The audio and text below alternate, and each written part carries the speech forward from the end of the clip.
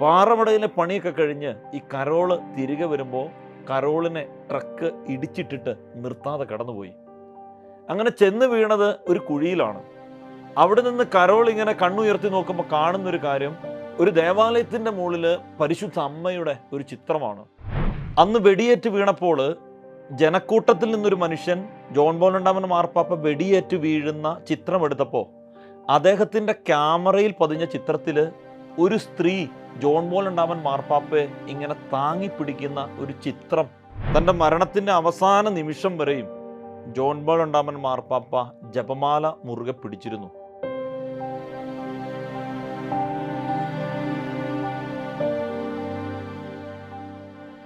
ഒരിക്കൽ സഭയിൽ ഒരു ധ്യാന കേന്ദ്രത്തിൽ ഭൂതോച്ചാടനം നടക്കുകയാണ്.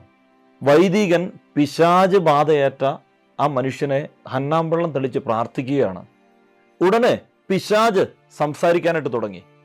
അപ്പോൾ ഈ വൈദികൻ ഈ പിശാചിനോട് ചോദിച്ചു, നിങ്ങൾ ആരെയാണ് ഏറ്റവും അധികം ഭയപ്പെടുന്നത്? അപ്പോൾ ഈ പിശാച് മറുപടി പറഞ്ഞത് ഇങ്ങനെയാണ്, എനിക്ക് ലോകത്തിൽ ഏറ്റവും ഭയമുള്ളത് പരിശുദ്ധ അമ്മയാണ്. രണ്ടാമത് മറ്റാരാണ് നിങ്ങളെ ഭയപ്പെടുത്തുന്നത് എന്ന് ചോദിച്ചപ്പോൾ ഈ പിശാച് പറഞ്ഞു, വിശുദ്ധ ജോൺ പോൾ രണ്ടാമൻ മാർപ്പാപ്പയാണ്. കാരണം അദ്ദേഹം മാർപ്പാപ്പയായി അധികാര സ്ഥാനത്ത് വന്ന് ആധികാരികതയോടെ ഞങ്ങൾക്കെതിരെയുള്ള 2 ആയുധങ്ങളെക്കുറിച്ച് പഠിപ്പിച്ചു. 1 പരിശുദ്ധ കുർബാന, 2 പരിശുദ്ധ അമ്മ.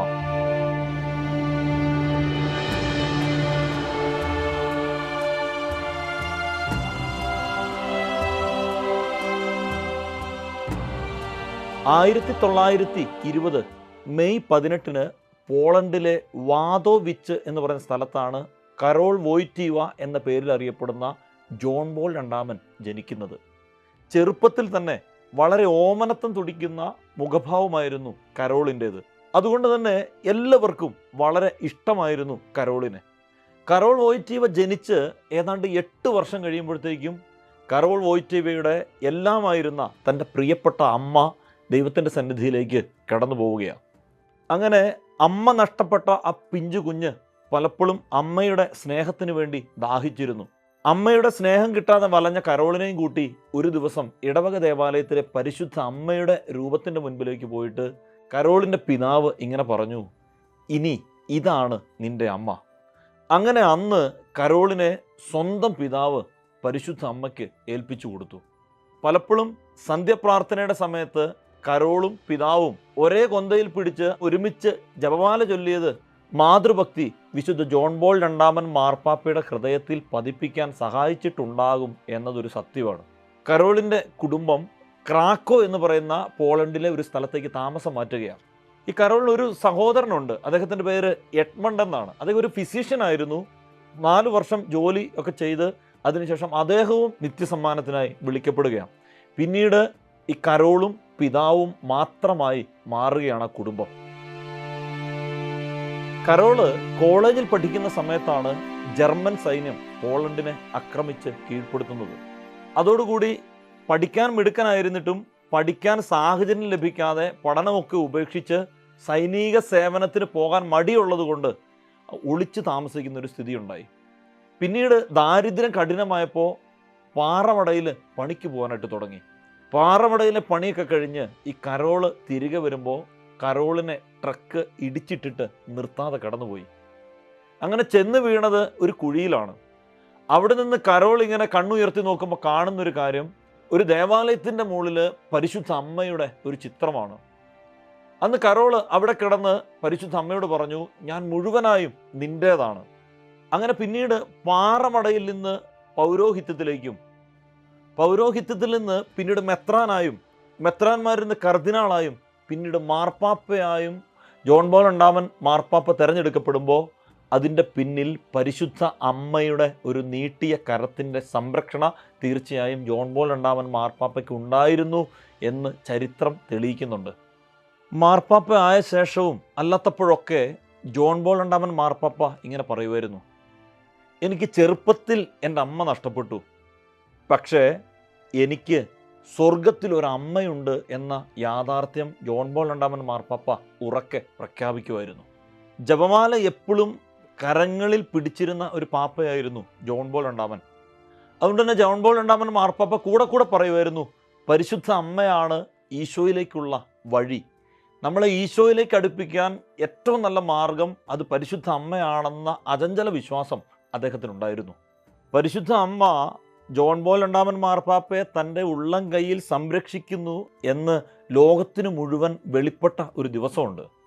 അത് 1981 മെയ് 33 ജോൺ പോൾ രണ്ടാമൻ മാർപ്പാപ്പ സെൻറ്റ് പീറ്റേഴ്സ് സ്ക്വയറിൽ അന്ന് പൊതുദർശനം ജനത്തിന് നൽകി സംസാരിക്കുകയാണ്. ഫാത്തിമയിൽ പരിശുദ്ധ അമ്മ പ്രത്യക്ഷീകരണം നൽകിയതിൻ്റെ വാർഷിക ദിനമാണെന്ന്. കാണികളുടെ ഇടയിൽ പതുങ്ങിയിരുന്ന് മുഹമ്മദ് അലി ജോൺ പോൾ രണ്ടാമൻ മാർപ്പാപ്പയുടെ നേരെ നിറയൊഴിച്ചു. പെട്ടെന്ന് തന്നെ ജോൺ പോൾ രണ്ടാമൻ മാർപ്പാപ്പ രക്തത്തിൽ കുളിച്ച് നിലം പതിച്ചു.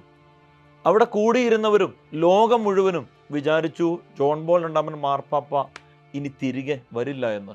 ലോകം മുഴുവനും പരിശുദ്ധ പിതാവിൻ്റെ സൗഖ്യത്തിനായി പ്രാർത്ഥിക്കാൻ തുടങ്ങി. പിന്നീട് ജോൺ പോൾ രണ്ടാമൻ മാർപ്പാപ്പ അത്ഭുതകരമായി രക്ഷപ്പെട്ട് തിരികെ വരുമ്പോൾ പറയുന്നൊരു വാക്കുണ്ട്, ഒരു കൈ എൻ്റെ നേരെ വെടിയുതിർത്തെങ്കിൽ പരിശുദ്ധ അമ്മയുടെ കൈ വെടിയുണ്ടയുടെ ഗതി മാറ്റി എന്ന് അദ്ദേഹം തിരിച്ചു വന്നപ്പോൾ പറഞ്ഞു. അദ്ദേഹം വിശ്വസിച്ചത് അത് ഫാത്തിമയിലെ പരിശുദ്ധ അമ്മയാണ് തന്നെ സംരക്ഷിച്ചത് എന്നാണ്. അതുകൊണ്ട് തന്നെ തിരിച്ചു വന്ന അദ്ദേഹം ആദ്യം ചെയ്യുന്നത് തൻ്റെ ശരീരത്തിലൂടെ തുളച്ചു കയറിയ വെടിയുണ്ട അത് ഫാത്തിമയിലെ പരിശുദ്ധ അമ്മയുടെ കിരീടത്തോട് ചേർത്ത് സമർപ്പിക്കുകയാണ് അദ്ദേഹം ചെയ്തത്.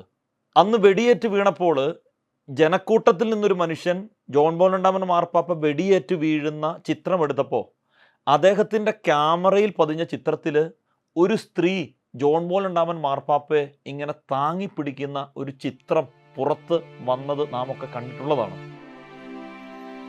വിശുദ്ധ ജോൺ പോൾ രണ്ടാമൻ മാർപ്പാപ്പ കൂടെ കൂടെ പറയുമായിരുന്നു, ജപമാലയാണ് എനിക്ക് ഏറ്റവും ഇഷ്ടപ്പെട്ട പ്രാർത്ഥന. അദ്ദേഹമാണ് ജപമാല രഹസ്യങ്ങളോടൊപ്പം പ്രകാശത്തിൻ്റെ രഹസ്യങ്ങൾ കൂടി കൂട്ടിച്ചേർത്തത്. അദ്ദേഹത്തിന് എന്തിനുമുള്ള പരിഹാരം ജപമാലയായിരുന്നു.